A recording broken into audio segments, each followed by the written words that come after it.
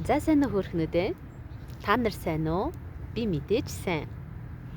За ингээд миний блогт анх удаа орж байгаа хүмүүс айхан бол тавтай морил намайг Бадмаа гэдэг.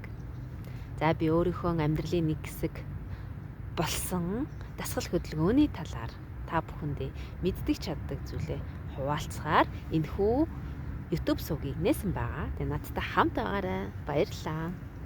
За энэ удаа миний ярих сэдэв бол би эр хоногт хэрхэн зорилготой хүрч чадсан бэ? Энэ талаараа би та нарт хуваалцъя гэж бодлоо. За юун түрүүнд зорилгоо тодорхойлно, тийм ээ? Мөрөөдөл нь зорилго мөн үү? Мөрөөдөл гэж юу нь юу юм бэ? Зорилгодоо яаж хүрэх юм? Хүн болгон мөрөөдөж чаддаг. Хүн болгон боддог би тийм хүн болно, би ийм биетэй болно, тий? Би ингэж хөгшрөн ингээл хүн болгон боддог хэрнээ тэр зорилгодоо тэр бодсон бодолтой хүрдэг хүн чухам хэр байт юм бол энэ талаар та нар бас бодоод үзээрэй. Би бас өөрөөсөө асууж ирсэн энэ асуултыг. За миний хувьд жимд 90 хоног яваад үнэхээр гайхалтай үр дүнгуудыг гаргасан болохоор би энэ хүү сувгаараа дамжуулаад та нарыг бас дасгал хөдөлгөөнд идэвхтэй байх те бас амьдралынхаа нэгэн хөвшил болгоосэй гэсэн үднээс та нарыгаа урайлаад байгаа. За юун түрүүнд зорилгоо дэвтэр дээрээ бичнэ гэд би өмнө нь хэлсэн тийм ээ. Дэвтэр гаргаад дэвтэр дээрээ зорилгоо бичнэ. Гэхдээ та бичихтэй зүгээр нэг би жимд явна тий. Эсвэл зүгээр нэг за би нэг сарын хугацаанд нэг жимд явж үзээд хийгээд ийм биш. Айгуу гой тодорхой бичих өгөх хэрэгтэй одоо. За миний хувьд бол яаж явсан бэ гэхээр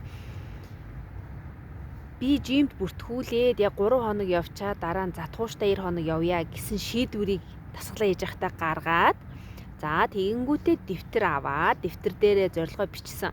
За 90 хоног Бадмаад нэг тууштай чи нэг яваатахтаа өглөө болгон тий би нөө өглөө эрт сэрдэг. Тийм болохоор надад өглөөний цаг аягүй чухал байсан. Сэрээд орондоо уцаа авах хөвтөхгүй тийм ээ. Тийм учраас жимд явах гээд өглөөний тэр цагаа өөртөө ашиглая.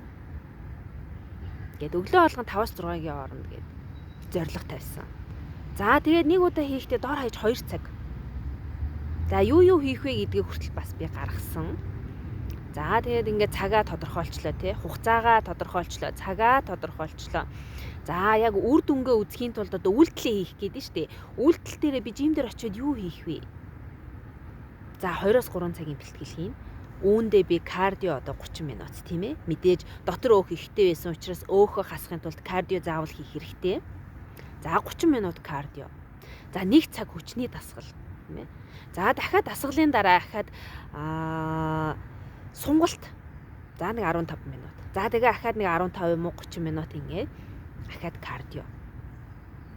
Ийм төлөвлөгөө гаргасан би өөртөө.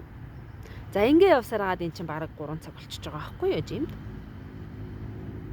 Тэгээ маш үр дүнтэй байсан. Би яг энэ зарчмаараа анх ерөнхийд нь би ингэж яг дэвтэр дээрээ бичиж гаргачаад за тэгээ тухайн өдрийнхөө хоолнуудыг бас би бичээ те. За өнөөдөр нүүрс ус тэдэн грамм те одоо за 800 ккал би 2500-ийн одоо хоол авлаа гэж бодоход хоолны илчлэг авлаа гэж бодоход би 800 ккал одоо нүүрс ус авнаач гэдэг юм уу те.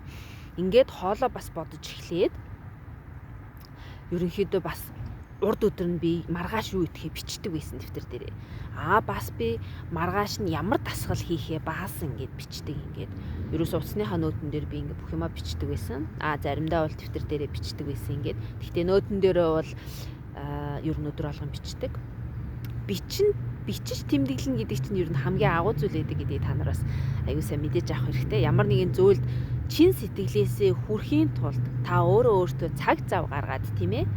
Тэрийг тодорхойлоод за тодорхойлсныхоо дараа тий зорилгоо тодорхойлсныхоо дараа одоо төлөвлөгөөгөө гаргаад тийм ээ. За төлөвлөгөө гаргасныхаа дараа үйлдэлээ хийн тийм ээ. Ямар үйлдэл хийх вэ? Би энэ зорилгот хүрэхийн тулд би ямар үйлдэл хийх ёстой юм гэдгээ бодох хэрэгтэй. За тэгээд үйлдэлийн чинь дараа мэдээж үр дүн гарч ирнэ шүү дээ. Таны өдөр бүрийн жижиг тэр давтамжтай хийгээд байгаа алхасгүй давтамжтай хийгээд байгаа үйлдэлүүд чинь үр дүн болж ирнэ. Амжилт болж ирнэ. Тэрийг л аягүй сайн ойлгох хэрэгтэй. Та үнэхээр одоо би жимд яваад бие гоё болгомоор байна те, булчингаа нэммээр байна, эсвэл би турмаар байна гэд ингээд бодох юм бол хүн болгон бодож чадна. Гэхдээ та үр дүнгээ үүсгэхийн тулд ийм шат дараалтаагаар явж ээж та эцсийн үр дүндээ хүрнэ. Амжилт чинь гарна гэсэн үг. Тэгээ энийгээ та тогтмол хийх хэрэгтэй. Танд ямар ч шалтгаан байсан те, таны нойр чинь хурж байсан ч, та үнэхээр ажил ихтэй завгүй байсан ч гэсэн те, тэр одоо хэдэн цагийн 30 минутын юм уу цагийн хугацаа байх юм бол ядаж кардиогоо очиод хийчдэг тийм ээ. 30 минут зам дээрээ алхаад ч юм уу шатаараа өгсөж уруудаад за нэг антилтай эсвэл гэртээ те биеийн жингээрээ суулт хийдэг юм уу, биеийн жингийн дасгалууд хийгээд ингээд бүр жим явдгуумаа гэхэд яг ийм зарчмаар явж иж та эцсийн үр дүнгээ хүрнэ. Яг наа чи ингээ 90 хоног те. Би одоо хөвшил болох гээд 90 хоног гээд анх бол зориг тавиад эхэлсэн. Яагаад вэ л одоо те. Өмнө нь би жимд явж байхдаа алдаг хоног явдаг байсан байхгүй юу. Тэгэхээр ерөөсөө үр дүн гарахгүй. Би бараг 4-5 жил би тэгж явсан. Жимд бүртгүүлнэ. Тэр чинь сар болгон мөнгө төлж ин шүү дээ бас. Тэгэнгүүтээ ёо ажил их вэ нөө өнөөдөр унти ядраад ийн гэл ингээд би дандаа сард за 7 хоногт нэг удаа явбал 1-2 явбал бүр дээдийн заяа тийм байсан яг үнэндээ. Тэгээ эн чинь 4-5 жил ингээ үргэлжилчихээр надад үр дүн ерөөсө гарахгүй байгаа байхгүй юу. Худлаа үннийг дасгал хийгээд ч байгаа юм шиг, ингээ хөдөлгөөнтэй байгаад ч байгаа юм шиг, үгүй ч юм шиг ерөөсө үр дүнгээ өгөхгүй байсан учраас би сая ингээд бүр яг өөртөө зав гаргаад бүр өглөө эрт сэрдэг болохоор өглөөнийхөө тэр цагийг ашиглаад ингээ явсан үнэхээр гоё надад үр дүнгээ өгсөн. Би ч аягүй сайн хичээсэн, мэдээж шантарсан үе бол байгаа. Тэгтээ би мотивац авдаг зүйлээ та нарт бас хэлсэн тийм ээ. Магадгүй анх удаа үзэж байгаа хүн байх юм бол жимд яваалахаар угаасаа тэнд явж байгаа хүмүүсийг хараад аягүй их мотивац авдаг байгаа. Тэгээд өөрийнхөө бас тэ дасгалын бичлэг, өөрийнхөө биеийн өөрчлөгдөж байгаа хэсгүүдээ ингээ харахаар тэрнээсээ бас урам зориг мотивац аваад бүр явах одоо тэ хүсэл эрмэлзэл чинь төрдөг байгаа шүү. Тийм болохоор та нар минь гоё зорилгоо тодорхойлоод төлөвлөгөөгөө гаргаад за төлөвлөгөөнийхөө дараа үйлдэлээ хийгээд тэ үйлдэлээ хийснийхаа дараа үр дүнгээ үзээд ингээд яг гоё шат дараатаагаар үнэхээр өөртөө гоё цаг зав гаргаад ингээ явах юм бол ямар ч спорт заавал фитнес гэхгүй тийм ээ. Йогч байсан болно те.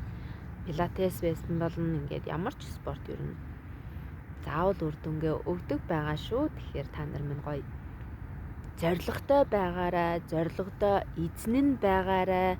Бас өөрийгөө илүү хайрладаг байгаарай. Өөртөө зориулсан тэр 30 минут ч гэсэн 3 цаг ч гэсэн тэр цаг завыг тийм ээ өөртөө үр бүтээлтэйгээр өнгөрөөж өөрийгөө хуурахгүйгээр үнэнч байгаарай л гэж би захимаар байна да. Ингэж чадах юм бол та угаасаа амжилтанд хүрэх нь тодорхой. Би бол энийг яг баталтай хэлж чадсан шүү. За тэгээд иймэрхүү байна. Би өөрийнхөө зорилгодоо хүрсэн, хэрхэн хүрсэн тийм ээ хэрхэн явсан талаар ингээд та нартайгаа хуваалцлаа.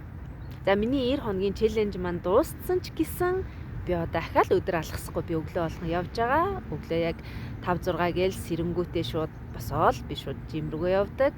Одоо бүр тийм хөвшилтэй болцсон бараг тийм ээ ерөөсөө.